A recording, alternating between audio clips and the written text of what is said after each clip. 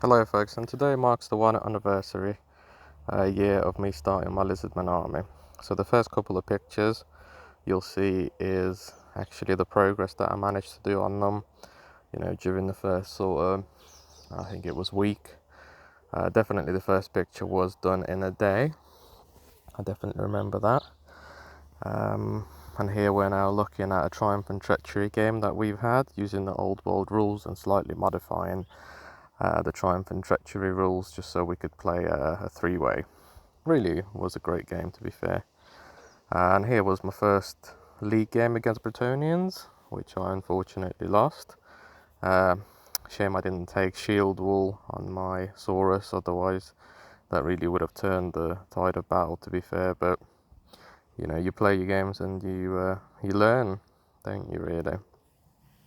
It really has been a really delightful journey. It definitely is one of the best armies that I have painted, in terms of the fact that they're so colourful, and I wasn't really bored of painting anything because I didn't have to stick to a colour scheme. The only thing that I stuck to was the basing. That had to be the same across the entire army, and sort of that tied it all together, really.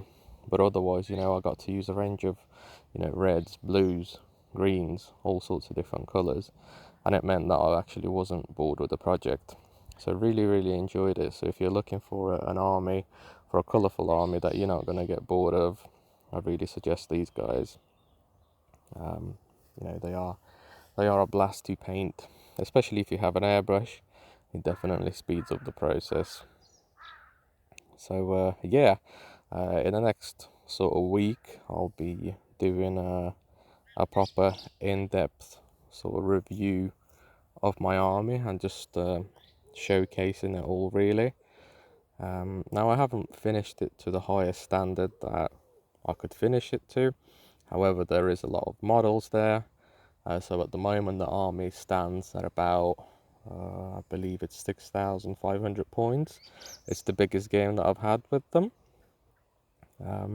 Really cool army. I really have enjoyed it. And I have said in the past that I'll never do Lizardmen, but that was years ago. And obviously things have changed, and I thought, well, why not do something different? Why not do a good guys army? I usually end up doing, all the bad armies.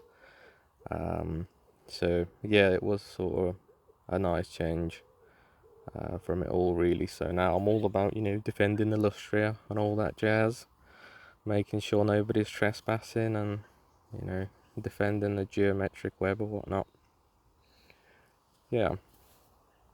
So I have used, some of the older models which were about in 8th edition, as well as using some of the AOS models and just making sure they rank up, and painting them and making sure they look like what they're supposed to.